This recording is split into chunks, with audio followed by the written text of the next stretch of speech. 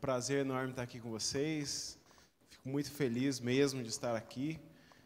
Eu digo para vocês que é um sentimento muito especial. Não sei, talvez transmitir isso com as palavras que eu gostaria, mas estar em um congresso missionário que vocês estão vivendo, que vocês estão organizando, é algo muito especial mesmo. E eu espero que vocês sejam grandemente abençoados durante esses dias. E como o pastor Mateus falou, meu nome é David, eu sou casado com a Anneleise. Como é um nome difícil, normalmente a gente chama ela de Anne. E nós somos pais da Aimee. A Aimee é uma menininha de 3 anos, e o Matias, que tem 7 meses, mas parece que tem 1 ano já, de tão grande e gordo que é. Dá trabalho para a gente. Mas é uma bênção, uma alegria enorme.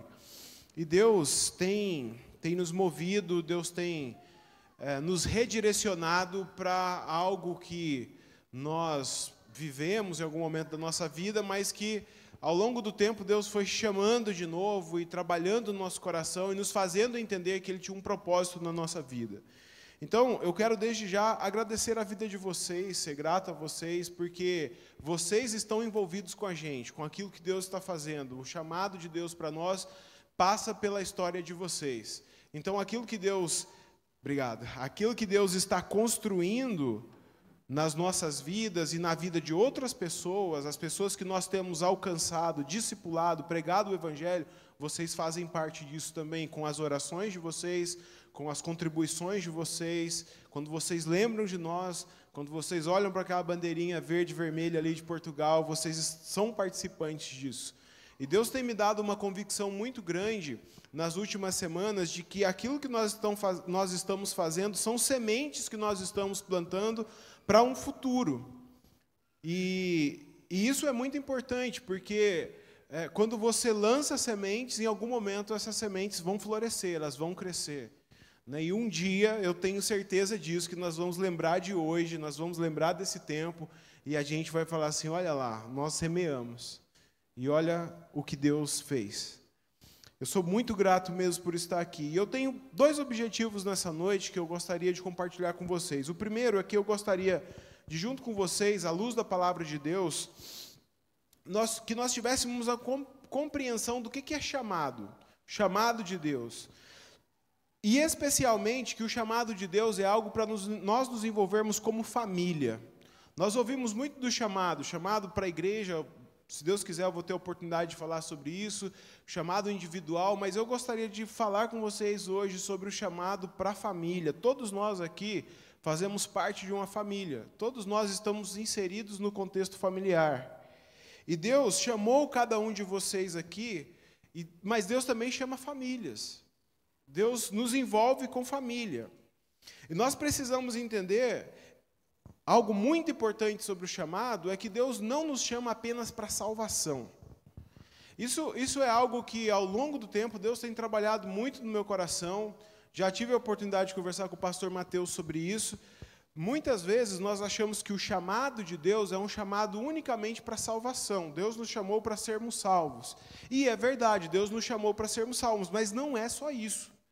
Vai além. Deus nos chamou para nós sermos um povo que participa daquilo que Ele está realizando no mundo. Um povo que está em missão. Por quê? Porque Deus é um Deus que está em missão.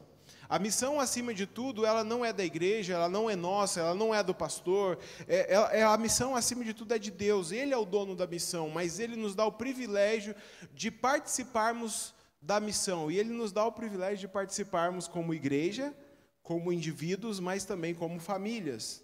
Então, essa é a primeira coisa que eu gostaria de trazer aqui. E o nosso segundo objetivo é que, uma vez que nós tenhamos entendido isso, que cada um de vocês aqui tome uma decisão diante de Deus de como família responder ao chamado de Deus. E eu sei que talvez você está pensando assim, nossa, mas minha família, David, você não sabe como que é minha família, então calma que a gente vai chegar lá. Quando a gente fala também de chamado, né, para missão, talvez o que venha na nossa cabeça é, nossa, se alguém é chamado para a missão, quer dizer que um anjo apareceu, um sonho, um momento especial, mas nem sempre o chamado passa pela experiência sobrenatural, nem sempre o chamado passa por um anjo, o céu abrindo, luzes no céu, nem sempre. E o que eu estou querendo dizer é que o chamado surge muito antes de tudo isso, ele surge muito antes de você nascer, ele surge muito antes de nós. Surge no começo da história da redenção. A palavra redenção significa libertação através de resgate. Então imagina que tem alguém preso, e essa pessoa, para ela ser redimida, alguém tem que pagar o resgate dela, tem que dar um valor, tem que dar alguma coisa. Isso é redenção. E é isso que Deus está fazendo no mundo, é isso que Deus está fazendo aqui nessa cidade, é isso que Deus está fazendo na sua vida, é isso que Deus está fazendo na sua família. É isso que Ele está realizando no mundo. Agora, por que a redenção é necessária? Por que é preciso? Porque Deus criou um mundo bom e perfeito. Se você ler os primeiros capítulos da Bíblia, Gênesis, capítulo 1, capítulo 2, você vai ver que Deus criou tudo bom e perfeito. Tudo em ordem, tudo certinho. Só que a criação de Deus, a boa criação de Deus, foi manchada pelo pecado. E quando você lê Gênesis de 1 a 11, você vai perceber uma coisa muito importante. Que pecado é uma coisa muito séria. O pecado é uma coisa muito séria. A gente tem 3 eventos que mostram isso para a gente. Estou resumindo aqui o início da Bíblia. 3 eventos. Primeiro, nós temos a morte de Abel, em Gênesis capítulo de número 3, 4, Gênesis 4. Isso é uma tragédia muito grande, não sei se você já parou para pensar nisso, que afeta a primeira família criada. Olha só.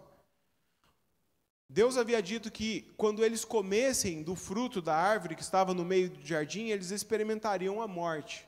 E às vezes a gente pensa assim, significa que um dia Adão e Eva iriam morrer. Só que eles já experimentaram a morte aqui.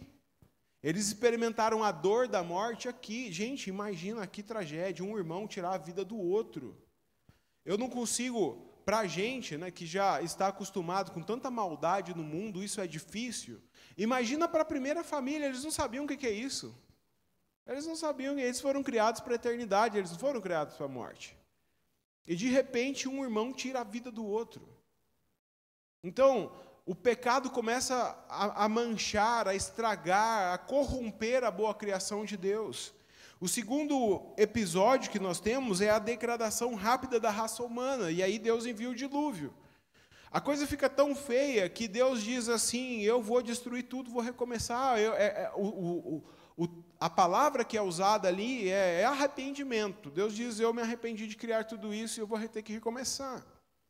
E aí depois, mais para frente, a gente tem outro evento, porque Deus recomeça com a família de Noé, mas os descendentes de Noé decidem fazer o quê? Um pouco mais adiante, construir a Torre de Babel. E desafiar a Deus e dizer, nós não precisamos de Deus, nós somos autossuficientes, vamos fazer o nosso nome grande e vamos viver aqui. Deus mandou a gente se espalhar pela terra para levar a glória dele, mas a gente não vai obedecer a Deus, vamos fazer nossa própria vontade. E é isso que eles fazem, só que Deus vem, Deus interfere nisso e Deus espalha eles por toda a terra. Só que, quando nós vemos tudo isso, esses 3 episódios, talvez a gente fale assim, eu não sei você, mas quando eu crio uma coisa, tento fazer alguma coisa dar errado, eu fico frustrado, não sei você, sabe, esse sentimento. Só que Deus não se frustra. Deus continua insistindo na humanidade, Deus continua trabalhando, e a gente vê Deus agindo assim, Isso tem muito a ver com a redenção, porque Deus não desiste do relacionamento com o ser humano. Deus não desiste de se relacionar com a humanidade. Uma amostra disso é o relacionamento de Deus com um homem, por exemplo, chamado Enoque. Você encontra a história de Enoque, parece estar meio perdida ali, mas não, Deus está mostrando que ele ainda deseja se relacionar intimamente com o ser humano, apesar de tudo que está acontecendo, numa geração corrupta. Outro fato que mostra para a gente é Deus trabalhando o chamado na família de Noé. Deus insiste numa família, Ele trabalha com uma família e livra eles do dilúvio. Mas é em Gênesis 12, capítulo 1 em diante, que nós, através da família de Abraão, que nós vamos ver de fato Deus iniciando o plano da redenção e trabalhando a redenção no mundo. Então eu quero chamar a sua atenção para esse texto, queria que você abrisse sua Bíblia, lá em Gênesis, capítulo 12, para a gente ler, porque aqui Deus inicia de maneira muito clara e evidente o plano da redenção. E ele faz isso através da família de Abraão. Gênesis 12, versículo 1. Opa! A Bíblia diz assim: então o Senhor disse a Abraão: saia da sua terra, do meio dos seus parentes, da casa do seu pai, e vá para a terra que eu lhe mostrarei. Eu farei de você um grande povo e o abençoarei. Eu tornarei famoso o seu nome e você será uma bênção. Eu abençoarei os que o abençoarem e amaldiçoarei os que o amaldiçoarem. E por meio de você todos os povos da terra serão abençoados. Versículo 4: partiu Abraão como lhe ordenara o Senhor, e Ló foi com ele. Abraão tinha 75 anos quando saiu de Harã. Ele levou a sua mulher Sarai, o seu sobrinho Ló, todos os bens que haviam acumulado e os seus servos comprados em Harã. Partiram para a terra de Canaã e lá chegaram. Vamos ler até aqui.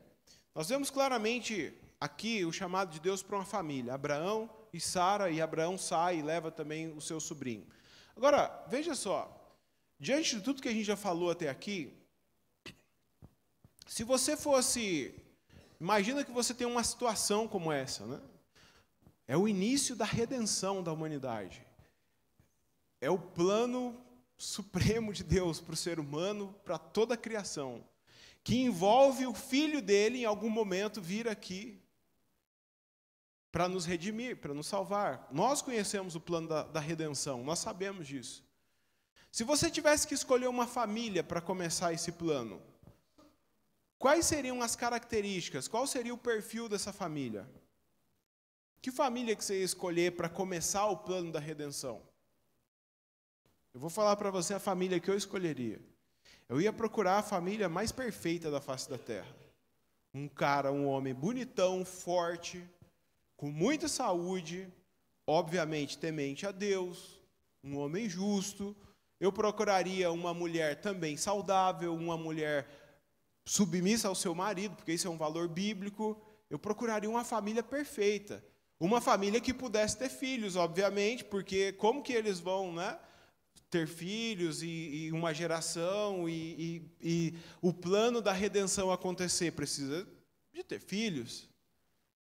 Jovens, de preferência, né? Eu vejo muitas vezes na nossa organização, assim como igreja, de modo geral, a gente passa por muitas igrejas, como que as famílias jovens são valorizadas. Isso é muito bom, tem que valorizar mesmo. Os jovens têm força. A gente tem lá o apóstolo João falando, né? Jovens, eu escolhi vocês porque vocês são fortes e tem que valorizar. Só que Deus não faz nada disso. Deus escolhe uma família improvável. Deus escolhe um homem de 75 anos para começar o projeto da redenção. E uma mulher que era estéril, uma mulher que não podia ter filhos. E Deus chama esse casal. E eu chamo eles de improváveis, porque na minha visão, e talvez na sua, eles tinham tudo para dar errado. Mas Deus chama Abraão e faz uma aliança com Abraão. E a aliança é uma aliança com uma família simples, uma família comum, uma família que tinha problemas como a minha família e como a sua família, que tinha limitações, uma família que pecava. Abraão não era perfeito. Em alguns momentos ele era até covarde, se acovardou daquilo que ele tinha que fazer, que era certo. Deus chama esse casal improvável, avançado em idade, e promete fazer deles um povo. Gênesis 11:30 fala para a gente que Sara era estéril. Gênesis 11:31, 32 fala que Abraão vivia numa cultura pecaminosa. Os estudiosos ali da região e da Bíblia também, eles dizem que, muito provavelmente, Abraão fabricava ídolos. Tem alguns escritos que não são canônicos, que falam que Abraão, junto com seu pai, eles fabricavam ídolos. Eles eram idólatras, porque eles viviam num povo idólatra, no meio de um povo idólatra, uma cultura idólatra. Mas Deus escolhe essa família. E no chamado para essa família, Deus revela que Ele tem planos para o futuro, porque o que a gente acabou é exatamente isso, né? Deus está falando no versículo 2 para frente: eu farei de você um grande povo, eu o abençoarei, eu vou tornar famoso o seu nome, você será uma bênção, eu abençoarei aqueles que te abençoarem, por meio de você todos os povos da terra serão abençoados. Deus está falando de uma promessa, de algo que vai acontecer a partir daqui para o futuro. Deus revela para Abraão o coração dele. E Deus revela que, apesar do caos do pecado, Ele ainda insiste na criação. Ele insiste no homem, no ser humano, na criação. E aí eu quero dizer para você que Deus continua chamando famílias improváveis. Por isso que eu digo, talvez você entrou aqui, você me ouviu falando de família, e você fala assim, mas David, você não conhece minha família. Eu estou aqui, mas eu estou sozinho. Talvez o seu esposo ou o seu ex-esposo não quer saber de Deus. Talvez os seus filhos também não estão nem aí. Talvez você é filho e os seus pais não te deram um bom exemplo.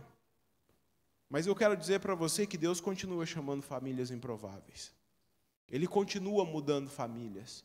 Deus pode mudar a história de famílias. E Ele muda a história de famílias. Porque a família é algo criado por Deus.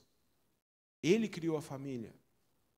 E é muito lindo, gente, ver uma família servindo a Deus. E eu sei que a oração de muitos, né, o desejo nosso é dizer assim, eu e a minha casa serviremos ao Senhor. Em algum momento dizer isso.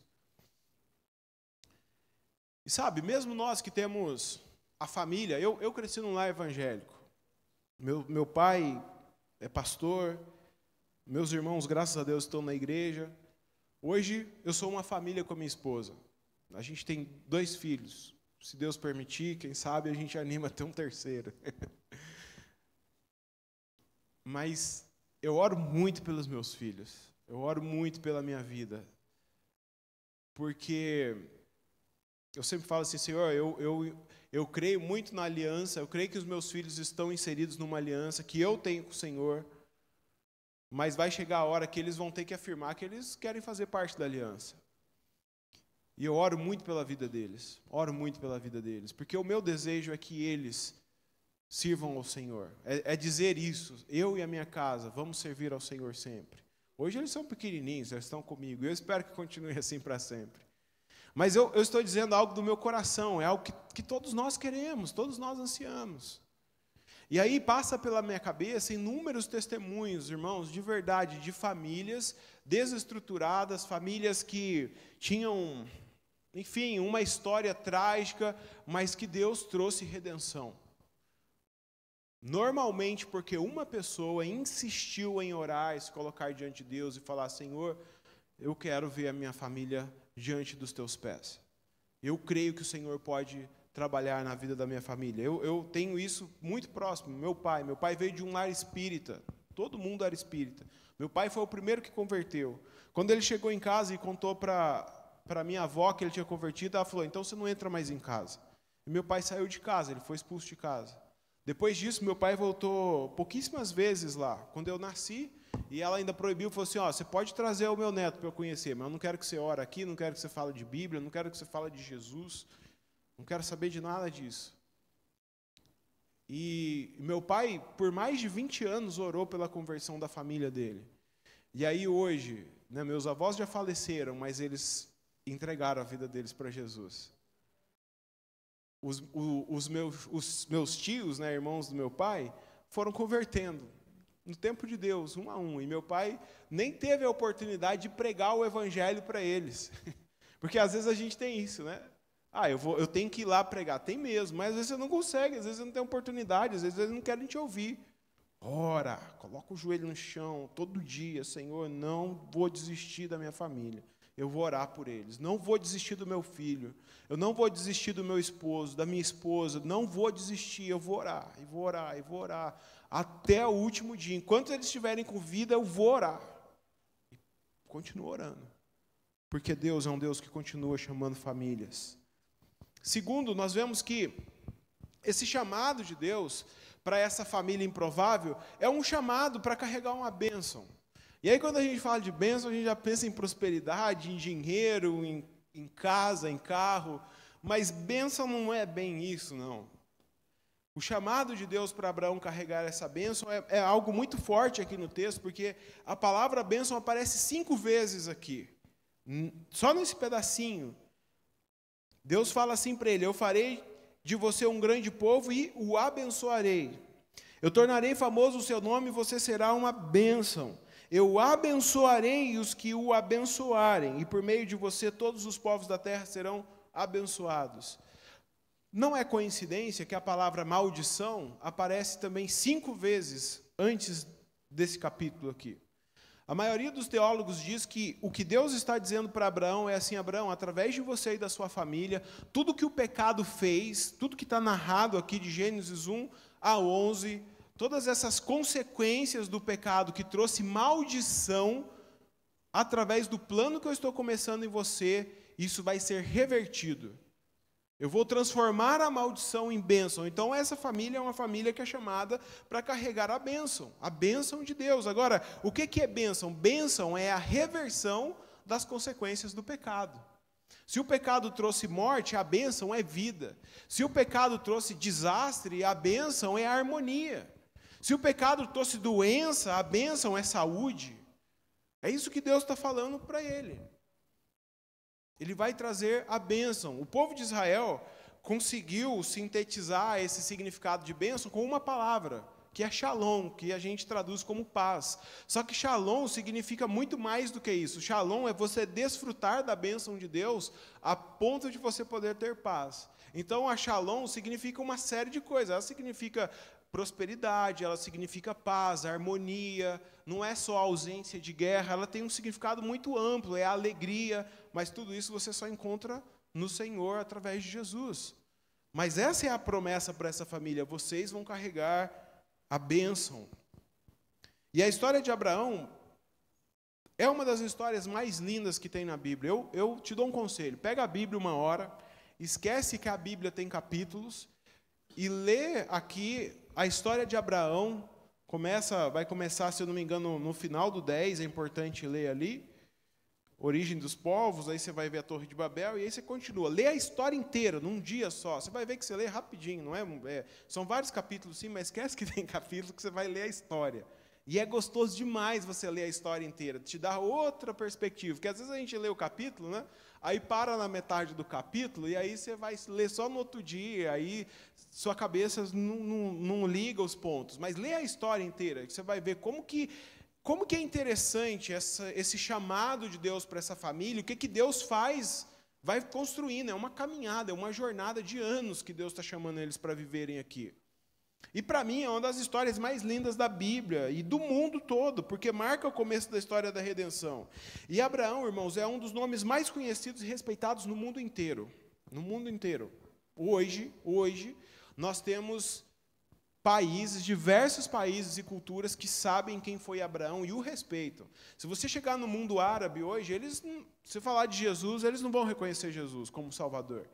Eles vão dizer que Jesus foi talvez um grande profeta, menor do que Maomé. Mas se você falar de Abraão, eles vão falar: Abraão é nosso pai, o pai da fé. O que os judeus têm em comum com os árabes? É Abraão. E nós também, os cristãos, temos um respeito, não o adoramos, claro, mas o respeitamos, sabemos que foi um homem de Deus, um homem usado por Deus. Então, praticamente no mundo todo, o nome de Abraão é conhecido, mas isso não foi uma promessa de Deus? Tornarei o seu nome famoso. Deus cumpriu essa promessa. O nome dele é famoso. Ele é um dos nomes mais conhecidos e respeitados. E é interessante também notar, né, esse contraste entre Abraão e Babel, porque os construtores de Babel, o que eles queriam? Eles queriam fazer o nome dele ser famoso. E, na verdade, o nome dele se tornou algo vergonhoso. Mas o nome de Abraão é um nome conhecido. Deus, de fato, o abençoou. Quando você lê a história dele, você vê que ele era um homem abençoado, muito abençoado, muito abençoado. Os descendentes dele se tornaram um povo. Não se tornaram um povo? Deus cumpriu a promessa, se tornaram um povo. Aqueles que abençoaram Abraão sempre foram abençoados. Quando você lê a história, você vai ver isso. Tem pessoas que não têm uma aliança com Deus, né, na história bíblica aqui, mas que elas decidem abençoar Abraão e elas são abençoadas. Deus cumpre a promessa dele. Mas a vida de Abraão é imagina uma seta, uma flecha, que aponta para uma outra coisa, uma outra realidade, muito distante dele, que aponta para um futuro de 2000 anos depois dele. É uma seta que aponta diretamente para Jesus Cristo. Alguém que deixou, não uma cidade idólatra, mas deixou a sua pátria celestial. Alguém que não deixou simplesmente alguns bens e uma cidade próspera. Alguém que deixou o céu, toda a sua glória, e encarnou aqui nesse mundo. Abraão obedeceu a Deus, mas em alguns momentos ele desobedeceu. Mas Jesus Cristo, com uma obediência perfeita, ele veio a esse mundo, ele sempre foi obediente. Sempre. E veio a este mundo para concretizar aquilo que começou lá com Abraão, que é a história da redenção. E isso, de fato, aconteceu, isso nos alcançou. Tanto que nós somos parte desse povo. O povo descendente de Abraão, se a gente for olhar só como descendência de sangue, é um povo pequeno. Mas se a gente for olhar para Jesus como o cumprimento da promessa de Abraão, a gente vai ver que esse povo é muito grande, porque eu e você fazemos parte desse povo. Jesus deixou, irmãos, o seu lar e veio aqui a esse mundo, ele peregrinou aqui, ele sofreu como um de nós. Ele viveu e sofreu as nossas dores. Se tem alguém que entende a sua dor, esse alguém é Jesus. Isso faz parte do plano de redenção que começou com a família de Abraão. Tudo Jesus fez em obediência ao Pai. Em Cristo, a promessa de Deus feita a Abraão, ela se concretiza, ela se torna palpável diante dos nossos olhos. Em Jesus, nós passamos a fazer parte de um povo que herda o reino de Deus. Olha só o que está escrito lá em Gálatas, capítulo 3, versículo 7 e versículo 8. O apóstolo Paulo diz assim: estejam certos, portanto, de que os que são da fé, e esses incluem nós, porque nós cremos, é que são filhos de Abraão. Porventura a Escritura de Deus, prevendo a Escritura que Deus justificaria os gentios pela fé, anunciou primeiro as boas novas a Abraão. Boas novas aqui é o Evangelho. E o que Paulo chama de boas novas? O que Paulo chama de Evangelho? Ele diz que quando Deus fala, por meio de você todas as nações serão abençoadas, isso é um anúncio do Evangelho. Todas as nações, aí tá as bandeiras, está aqui vocês vivendo a promessa que foi feita para Abraão, abençoando todos os povos da terra. Nós fomos alcançados, nós somos abençoados e somos usados para abençoar outros. Então, o chamado para todos nós, o chamado para a família é Cristo. É Cristo, é Jesus. É Jesus. E não existe chamado sem Jesus. Não existe vida sem Jesus. Não existe um projeto de igreja sem Jesus. Não existe nada sem Jesus. Tudo é ilusão, é vazio. Se nós queremos viver o plano de Deus, se nós queremos viver a missão de Deus, nós precisamos de Jesus.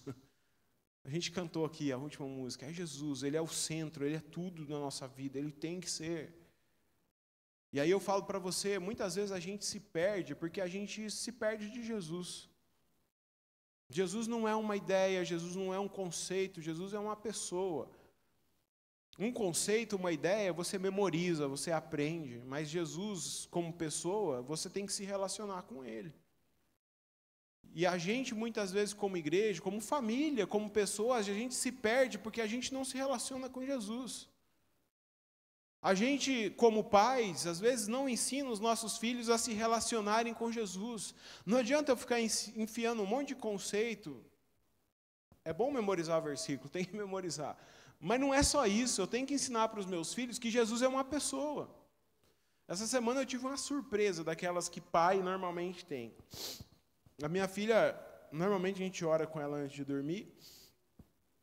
Eu falo de Jesus para ela o tempo todo, quando eu vou levar na escola, quando eu posso buscar, quando eu brinco com ela, o tempo todo eu estou falando de Jesus para ela.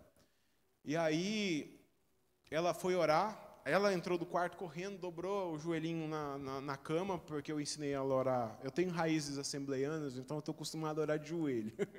Aí eu ensinei ela a orar de joelho. Ela dobrou o joelhinho lá na cama, e aí ela começou a orar. Antes, eu fui entrando no quarto, ela já tinha começado a orar. E aí na oração dela, ela falou assim, Jesus, muito obrigado por esse dia foi muito gostoso. Ela falou assim, obrigado porque eu fui na escola, obrigado pela nossa família. Aí ela parou um pouquinho e falou, Jesus, eu gosto muito de você.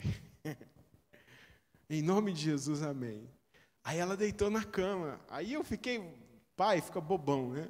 Aí eu cheguei perto dela, ela olhou para mim e falou assim, papai, eu gosto muito de Jesus, eu gosto muito dele mesmo. Gente, isso é relacionamento. Se a gente não ensinar para as crianças que Jesus está vivo, que Ele quer se relacionar com a gente, que Deus não desistiu da humanidade, que Ele insiste. Porque a minha filha, ela tem 3 anos, uma hora ela vai descobrir que ela é pecadora, ela já está descobrindo, na verdade. E que ela precisa de um Redentor, ela precisa de um Salvador. Então é isso, o Evangelho se trata disso, é relacionamento com Deus. Deus chamou a família de Abraão para se relacionar com eles, para uma caminhada, para um relacionamento, para uma jornada. E é isso que Deus deseja ter com você e com a sua família, uma caminhada, uma história juntos. Uma história única, porque a história de cada família é diferente.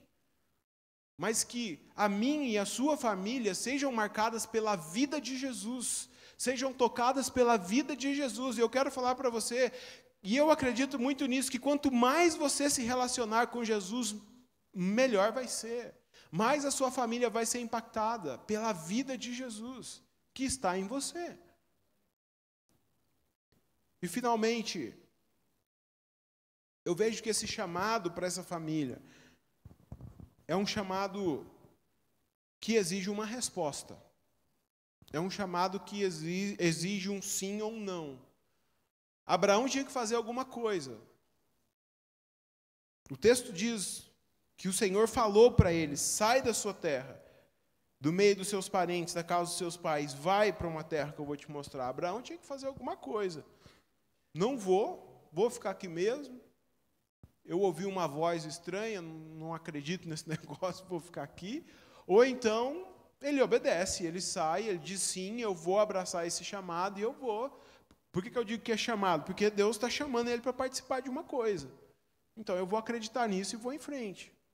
Chamado exige uma resposta. Todo aquele que é alcançado pela graça de Jesus Cristo, ele está dando uma resposta, ele está dizendo sim, mas lembre, chamado não é só para salvação. Deus te salva com um propósito, Ele quer te mover em missão no mundo. Ele quer mover a sua família em missão. E essa resposta é o reconhecimento de quem Cristo é e daquilo que Ele está fazendo na nossa história. Então, para nós, quando nós dizemos, Senhor, eis-me aqui, eu quero ser usado nas tuas mãos, aqui na minha cidade, lá no meu trabalho, no meio da minha família, na minha vizinhança, no lugar onde eu estudo, você está dizendo, eis-me aqui, Senhor, usa-me, apesar de mim, das minhas limitações, apesar do que a minha família é, o pastor pregou lá e falou que o Senhor pode me usar e pode usar a minha família, então eis-me aqui, Senhor, faz alguma coisa, me usa. Você está dizendo isso porque você acredita que um dia Jesus Cristo morreu na cruz por você e te deu salvação. E Jesus é quem te ordenou fazer isso. E nós precisamos acreditar que Deus, Ele está agindo na história da humanidade. Ele está agindo, Ele está trabalhando, Ele está em missão. Mas Ele também está agindo e trabalhando na história da sua família. Eu acho muito interessante porque quando a gente lê a história de Abraão, antes aqui do capítulo 10, você vai ver que o pai dele sai da terra onde eles moravam, e o pai dele está indo em direção aqui à terra de Canaã. Só que eles param no meio do caminho. Eles param no meio do caminho. E aí o pai dele morre, e aí vai chegar esse texto que a gente acabou de ler. Quando Deus diz assim, Abraão, sai dessa terra, vai para uma terra que eu vou te mostrar, Deus não está mostrando a terra, Ele está falando, vai para uma terra que eu vou te mostrar. Como que Abraão vai parar lá em Canaã? Se Deus não falou para ele ir para Canaã? Pelo menos o texto não mostra para a gente. A impressão que eu tenho, pelo contexto, é que Abraão simplesmente seguiu o rumo que a família dele estava indo. Eu vou andar por aí, e se Deus me mostrar alguma coisa diferente, eu viro para a esquerda, viro para a direita, eu vou para outro lugar. Só que o texto fala para a gente que Deus vai voltar a falar com Abraão exatamente quando ele chega lá na terra. Aí Deus fala, essa terra aqui é a terra que eu vou te dar. Por que eu estou dizendo isso, irmãos? Porque Deus já estava trabalhando na família de Abraão, muito antes disso aqui. Por isso que eu creio que Deus já está trabalhando na sua família. Deus já, antes de você se converter, Deus já estava trabalhando, movendo pessoas para que o momento acontecesse, se você estivesse aqui hoje. Deus está trabalhando. Deus está trabalhando na vida das pessoas que estão aí pela rua. Hoje a gente saiu de manhã para convidar pessoas para estar aqui na igreja nesses dias, também para, junto com o William, né, para fazer evangelismo. A gente encontrou um homem que a gente deu para ele o convite, aí ele olhou e falou assim, ele ficou bem espantado, né? Ele olhou o folhetinho e falou assim, nossa, já faz um tempo que eu estou procurando uma igreja que tem culto 6 horas. Aí, né, depois o pastor conheceu ele e falou, você já achou a igreja? Ele ficou muito feliz, vamos orar para que ele venha aqui, mas ele estava procurando uma igreja que tem culto 6 horas, porque por causa do trabalho dele, das coisas que ele faz. Então, assim, eu acredito que Deus já está trabalhando na vida dele, Deus já está trabalhando. Deus está trabalhando na vida das pessoas e cabe a nós cumprirmos aquilo que Deus nos chamou para fazer, que é o quê? Pregar o Evangelho. É carregar a bênção, é seguir em frente, anunciar, olha, Deus está fazendo, o plano de redenção de Deus continua. Porque o mundo continua marcado pelo pecado, mas nós carregamos a bênção, nós somos o povo da bênção. A solução está com você, e é Jesus. É Jesus. E aí eu quero compartilhar com você, aqui de forma breve, um pouco da resposta que nós, eu, a Anne, os meus filhos, né, como família, nós temos dado esse chamado. Lembre-se, você vai precisar dar uma resposta ao chamado e dizer, sim, Senhor, vou ficar firme, é isso mesmo. Eu vou continuar orando, eu vou continuar insistindo. Mas eu gostaria de contar essa resposta da nossa parte. Como família, nós temos entendido que Deus tem feito muitas coisas na nossa vida. Deus nos salvou, Ele nos chamou, nos tirou das trevas. E aí, por onde a gente tem passado, a gente tem procurado se envolver com aquilo que Deus está fazendo. A Anne veio de um lar evangélico, eu também, mas eu tive um momento de estar afastado da igreja, eu tive um momento de fugir do meu chamado, Deus me trouxe de volta com graça e misericórdia. E depois que a gente se casou, a gente foi percebendo que durante toda a nossa história, a nossa jornada, né, o que Deus vinha fazendo na nossa vida, a gente sempre tinha servido em lugares de necessidade, lugares que tinham muita necessidade do Evangelho, lugares onde a igreja precisava de muita ajuda, apoio, onde não tinha nada. Ela teve a oportunidade de servir na África, em Moçambique, como missionária, isso quando solteira, o chamado dela começou ali. Depois ela teve a oportunidade de servir na Argentina, também como missionária, no Uruguai, em alguns lugares do Brasil. Mesmo estando em Itajubá, ela sempre esteve envolvida com a área missionária da igreja. Ela gosta muito disso, de mobilizar pessoas, de ajudar pessoas a irem para viagens missionárias. Ela sempre esteve envolvida nisso. E eu, por outro lado, sempre acompanhei a minha família. Os meus pais são missionários. Então, a minha história é uma história de uma família missionária. Meus pais se conheceram. Meu pai foi expulso de casa, foi parar num congresso missionário, conheceu minha mãe e, com 3 meses de namoro, eles casaram. E estão juntos lá até hoje e estão servindo a Deus. É improvável, né? Mas Deus fez dar certo. E estão servindo a Deus até hoje. E aí nós nascemos nesse... Eu tenho mais 2 irmãos, uma irmã e um irmão, nós somos 3... E a gente nasceu nesse contexto. Tive a oportunidade de estar no Peru 2 vezes com os meus pais. Meu pai plantou 3 igrejas ali, na terceira eu já não estava, eu estava no Brasil, mas eles estiveram lá 3 vezes. Passamos por várias situações de plantação de igreja, em alguns casos, igrejas que estavam acabando, que estavam fechando, e meu pai foi direcionado para revitalizar, trazer vida para a igreja novamente. E eu comecei a lembrar disso e a meditar nisso, e aí eu percebi claramente Deus mostrando isso para mim. Você sempre esteve nesses contextos de necessidade. E foi a partir daí que o nosso chamado começou a florescer, tanto o meu como da Anne, já como família.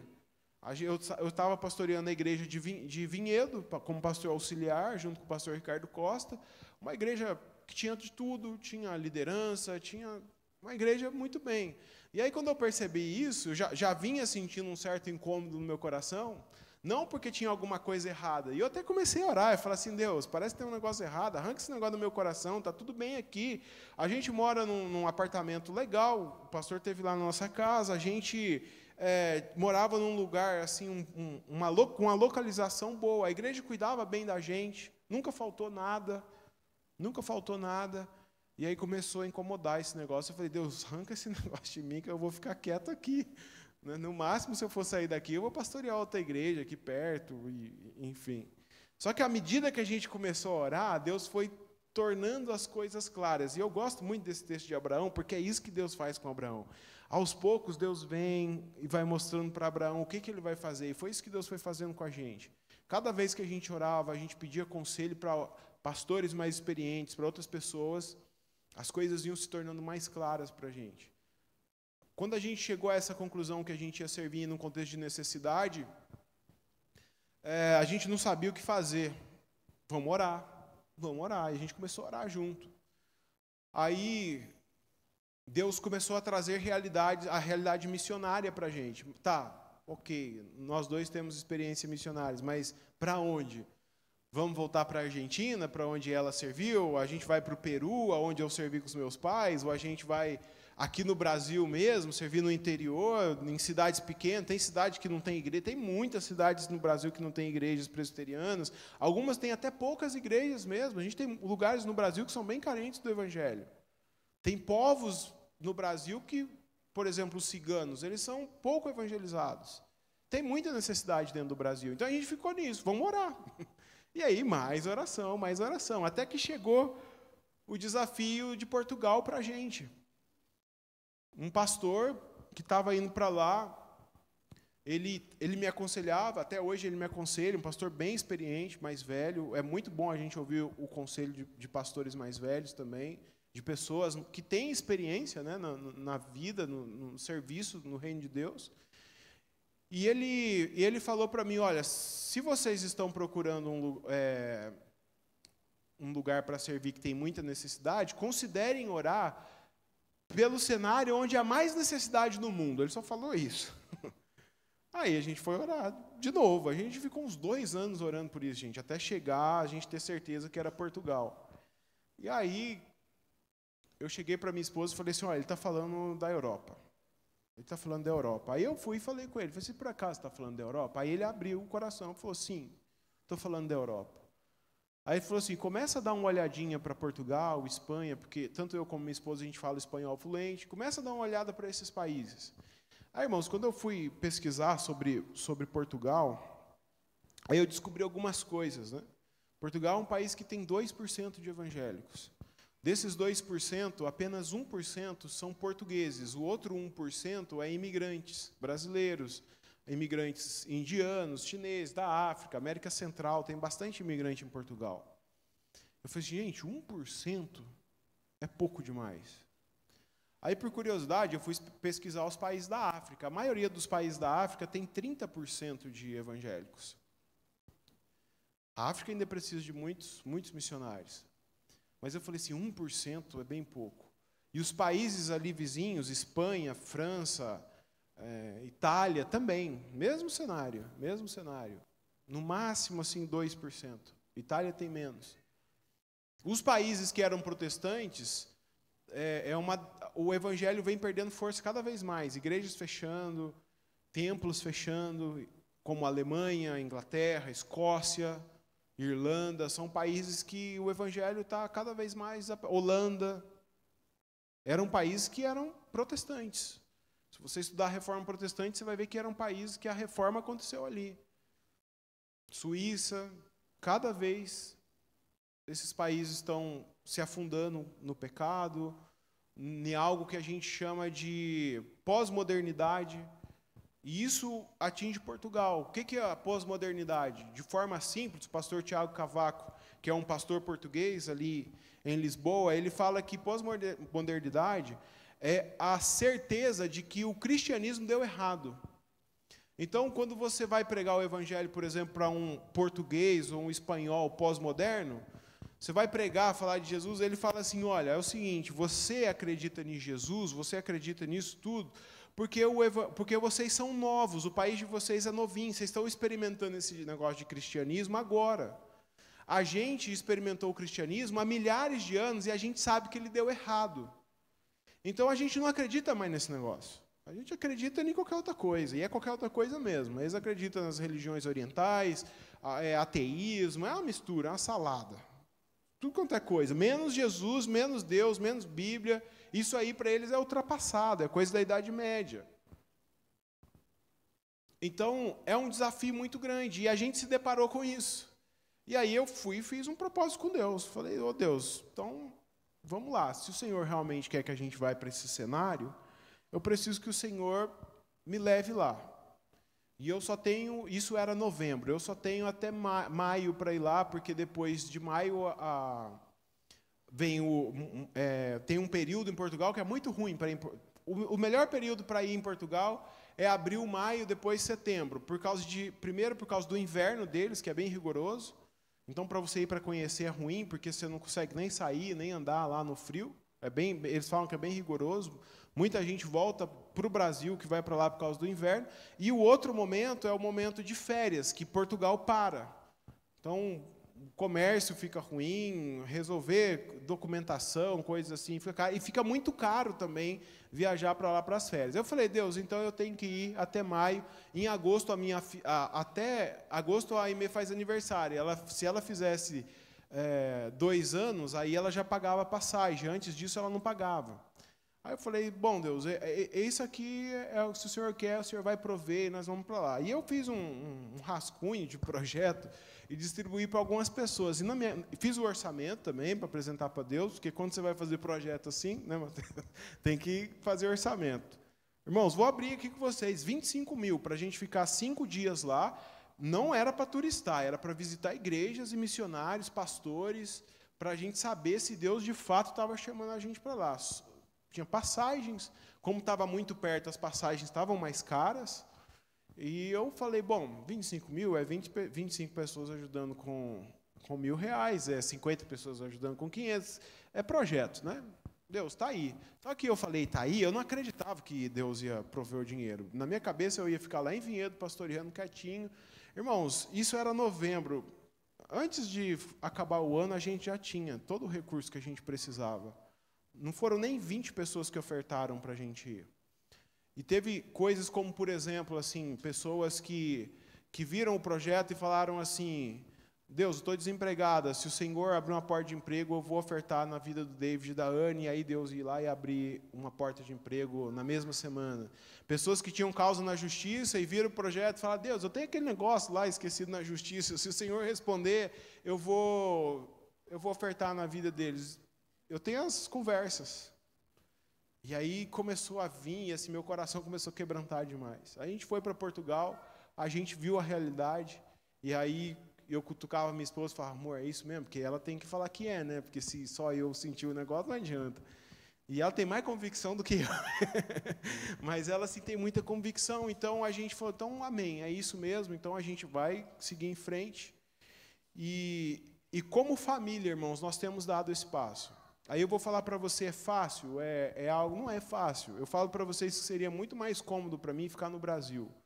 Porque eu sei que os meus filhos vão sofrer preconceito lá. Nós vamos sofrer preconceitos. Eu estava conversando há pouco tempo atrás, umas 3 semanas atrás, com um pastor que está lá. E ele estava falando da esposa dele. A esposa dele faz... esqueci um exercício lá, uma ginástica lá com mulheres, e ela é a única brasileira. E já faz tempo que eles estão lá. Aí ele falou para mim, a maioria das vezes que elas marcam as coisas, as mulheres portuguesas, elas marcam entre elas não chamam a minha esposa. Elas conversam com ela, cumprimentam ela, mas momentos de intimidade eles não envolvem brasileiras. Não envolvem. Então a gente sabe que a gente vai viver tudo isso lá. Poderia contar, vou ter mais oportunidade com certeza de contar outras coisas, mas a gente está disposto a dar a resposta a Deus de sim, nós vamos. Sabe por quê? Porque eu acredito que Deus continua usando famílias para que o Evangelho alcance mais e mais famílias, mais e mais pessoas para a glória de Jesus. Posso orar? Eu queria terminar esse momento orando por cada um de vocês que estão aqui e que representam famílias. Talvez você entrou aqui e você pensou exatamente o que eu falei. Minha família é uma família improvável. Mas eu gostaria que você colocasse a sua família diante de Deus agora. Não importa a situação que você está vivendo. Que você colocasse diante desse Deus nesse momento. Curve a sua cabeça. Senhor, nós estamos aqui diante da Tua palavra, que nós acabamos de ouvir, acabamos de ler. E nós cremos, ó Deus, na Tua palavra. Nós cremos que aquilo que o Senhor diz é verdade. Nós cremos que aquilo que o Senhor começou a fazer lá atrás, através de Abraão, através de Sara, aquilo que brilhou, aquilo que se concretizou ali na cruz do Calvário, através da vida de Jesus, através da ressurreição de Jesus, é algo que continua até os dias de hoje. O Senhor está chamando famílias. O Senhor está restaurando famílias. Eu creio, ó Deus, no poder do Evangelho. Eu creio que o Evangelho é suficiente e poderoso para alcançar pessoas, para levar pessoas em arrependimento ao Senhor. E nós estamos aqui, Pai, como igreja, colocando diante do Senhor as nossas famílias, ó Deus. E eu não conheço a família das pessoas que estão aqui, mas o Senhor conhece cada família, o Senhor conhece cada realidade, Pai. Então nós apresentamos isso ao Senhor e nós pedimos a intervenção do Senhor, ó Deus. Nos casos mais difíceis, ó Deus, salva aqueles que precisam se converter e precisam entregar a vida ao Senhor. Encontra essas pessoas que talvez estejam perdidas e que ainda não te encontraram, Pai. Se existe alguém, ó Deus, que está fugindo de alguma forma do Senhor, que o Teu amor, a Tua graça, a Tua bondade possa alcançar esse coração, Pai, e trazê-lo rendido aos Teus pés, em nome de Jesus e para a glória de Jesus, Pai. E cada um que está aqui, ó Deus, que o Senhor os use poderosamente, dando força, graça, unção do Teu Espírito, ó Deus, para ser diferença diariamente, transbordando da vida de Jesus, Pai. Enche-nos com Teu Espírito para que a gente possa viver cada vez mais a missão do Senhor, começando pelo nosso lar. É no nome de Jesus que eu oro e agradeço, Pai. Amém, Senhor. Amém.